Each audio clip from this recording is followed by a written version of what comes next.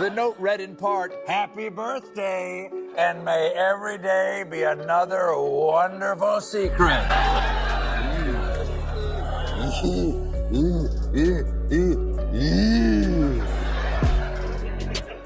Trump denied everything and sued the Wall Street Journal for $20 billion.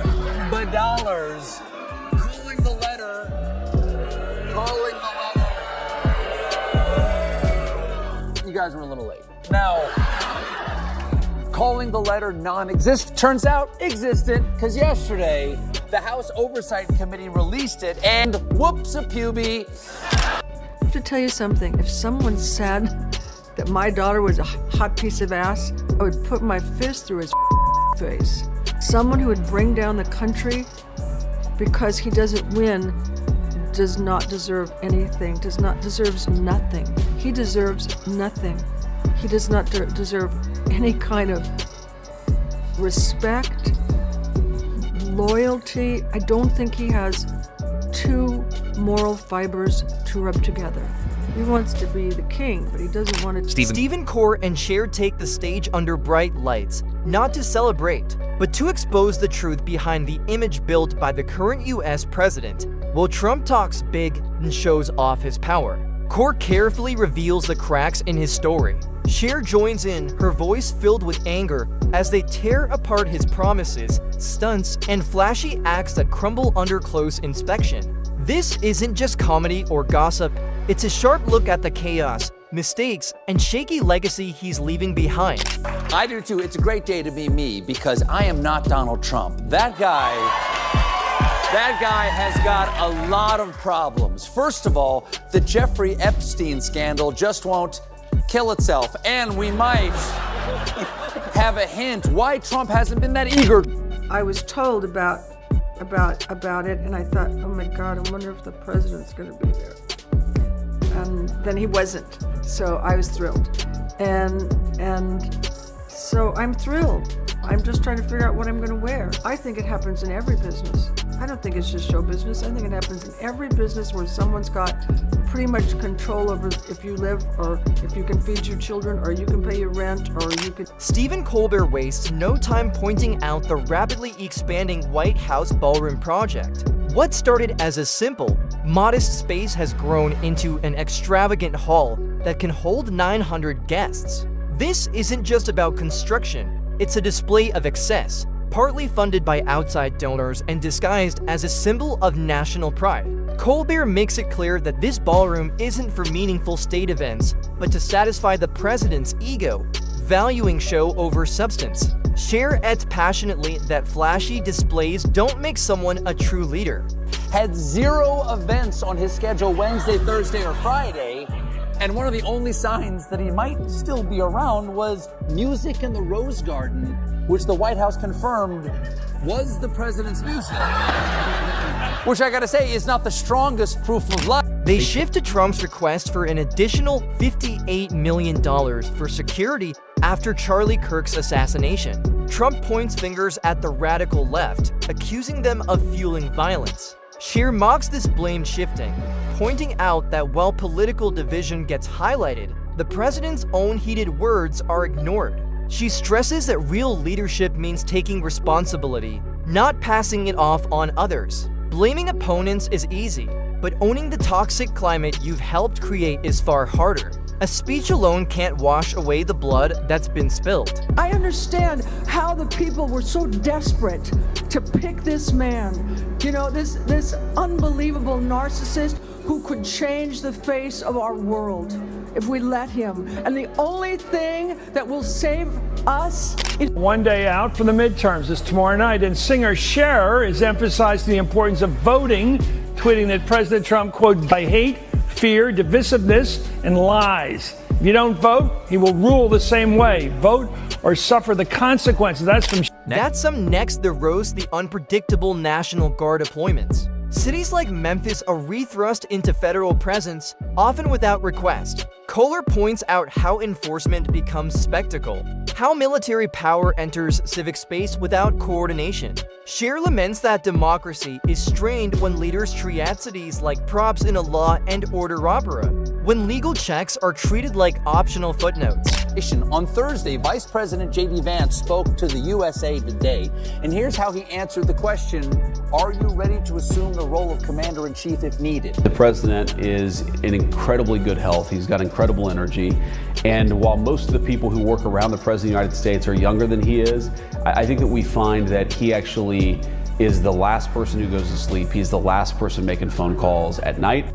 Okay. They turn to Operation Midway Blitz in Chicago, where immigration raids and federal crackdowns have created chaos, all in the name of safety. Colbert demands answers: who approved this operation and what rights are being violated in the process. Cher reinforces his point, reminding everyone that the Constitution promises no one should have to live in fear of government overreach. While Trump boasts about showing strength, they argue it's really just unchecked power on full display. That's because according to Senator Dick Durbin, back in 1,000 FBI agents were put on 24-hour shifts to review approximately 100,000 Epstein-related records and instructed to flag any documents that mentioned Donald Trump. That is a suspiciously Herculean effort.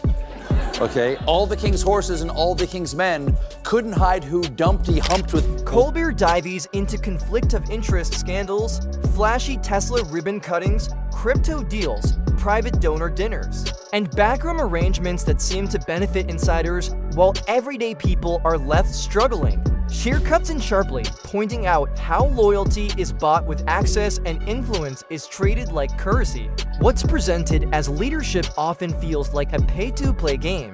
They expose the chaos behind the scenes, mass firings of inspectors general, watchdogs removed quietly in the middle of the night. Colbert calls it a purge of accountability, while Cher says it's the slow unraveling of public trust. When truth-tellers are silenced, she asks, who's left to warn us when the system starts to crack?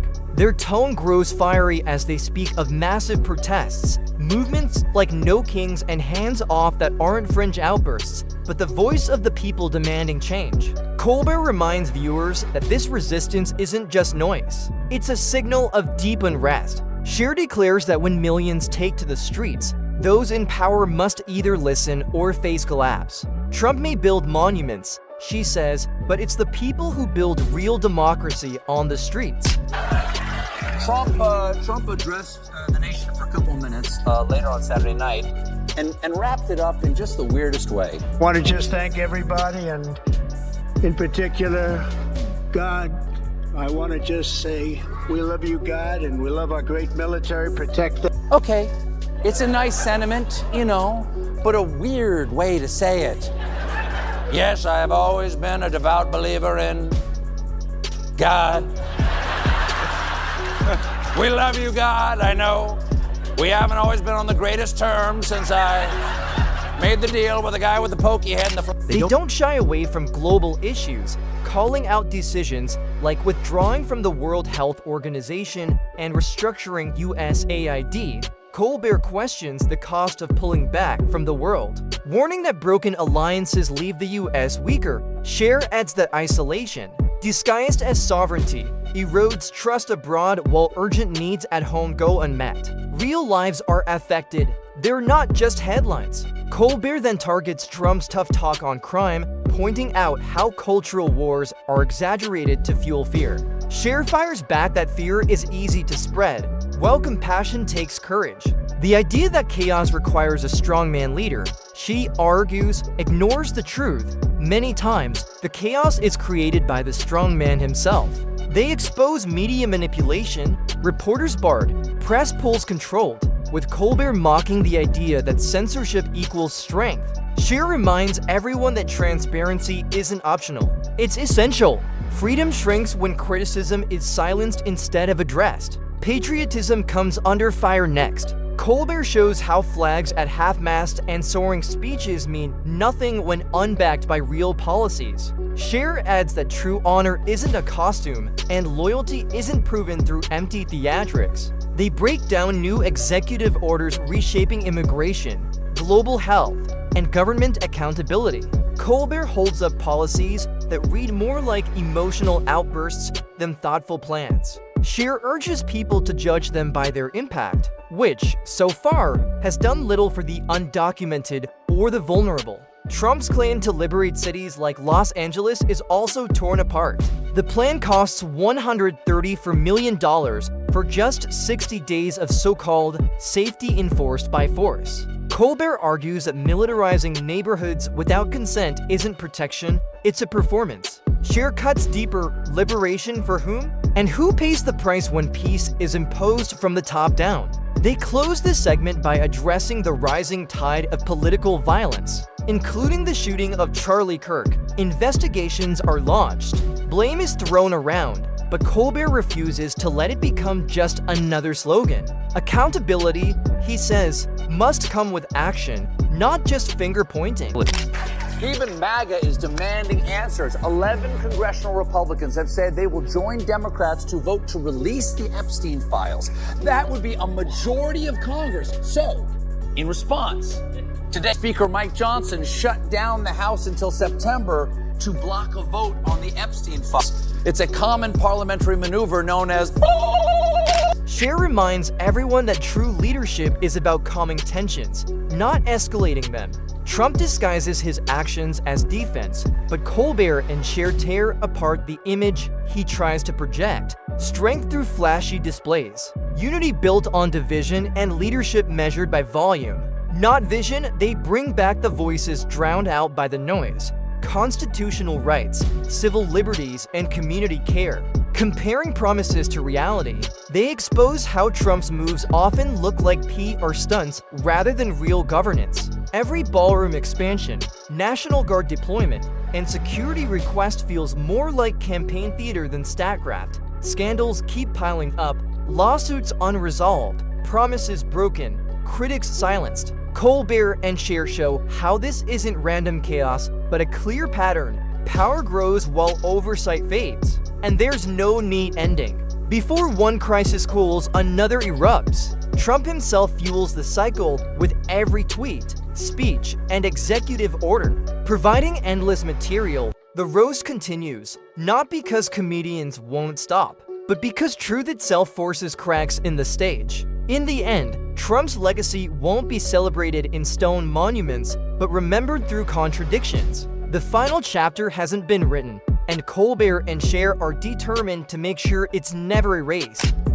The people he will bring with him will put an end to any hope that women have of getting the rights that we had in Roe versus Wade. I believe they will put an end to any gay marriage. They will put an end to gay adoption. It's not going to hurt me. I'm 70. It's not going to do anything to me, but it's going to do stuff to young. Colbert takes aim at Trump's obsession with crowd sizes, mocking how he still brags about inauguration numbers, as if turnout defines a presidency. He jokes that Trump treats democracy like a concert tour, where ticket sales matter more than the performance itself.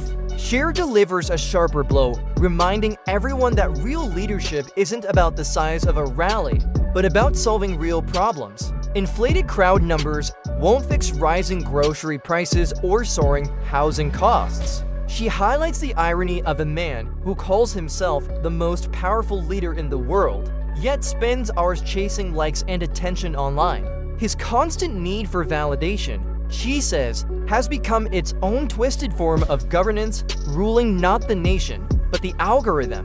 Colbert then tears into Trump's fundraising tactics with emails promising exclusive dinners, special edition hats, and even golf course raffle tickets. It feels less like a campaign and more like a late-night infomercial. Cher adds that it's all fake urgency and staged scarcity, like selling a cheap product on TV. The difference? Instead of a blender, what people are buying is blind loyalty to a brand that never delivers on its promises.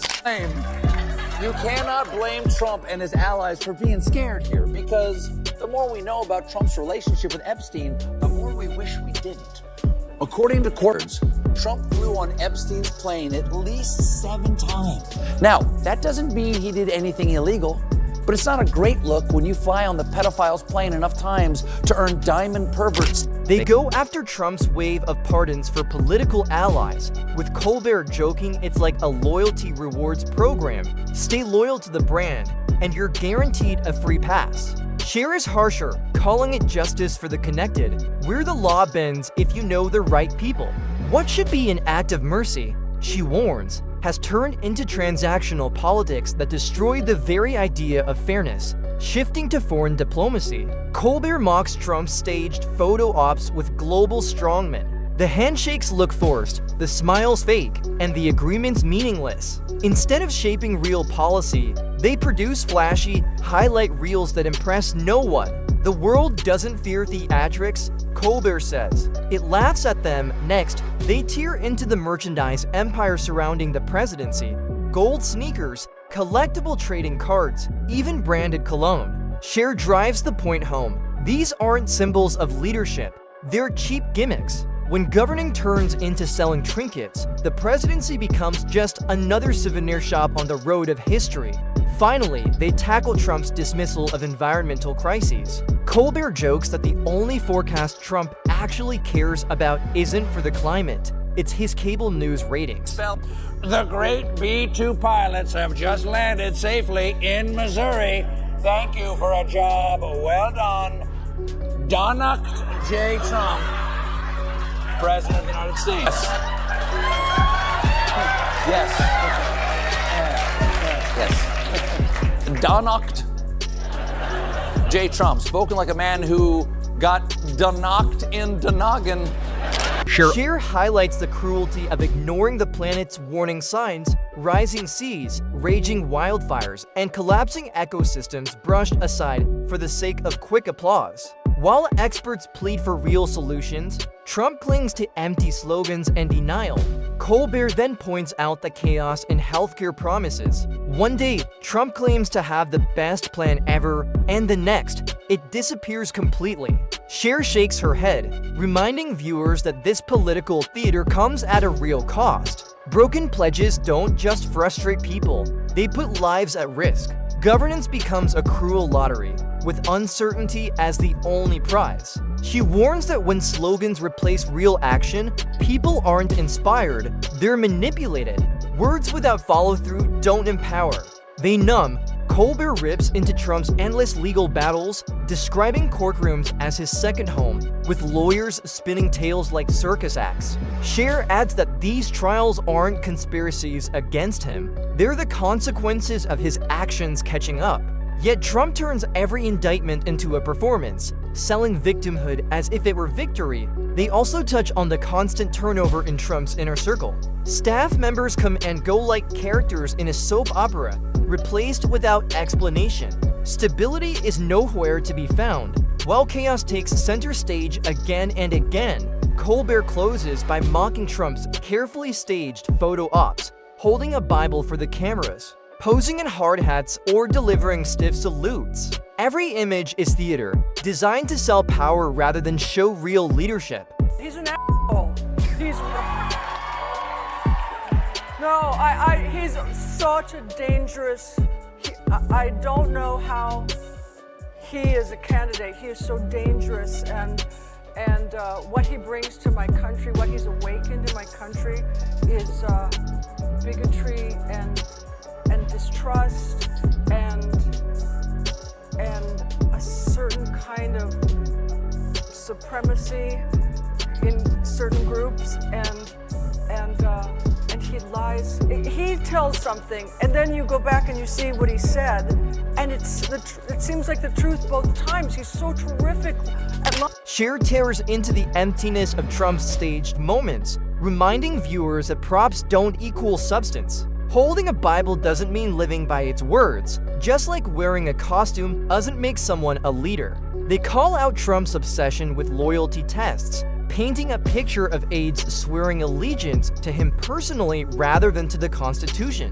Cher warns that when devotion to one man outweighs devotion to the law, the republic bends and loyalty becomes servitude disguised as patriotism. Colbert slams Trump's constant rallies, even during national crises. While disasters unfold, he keeps chasing applause, turning citizens' struggles into background noise for another performance. Cher calls it blatant neglect wrapped in self-promotion.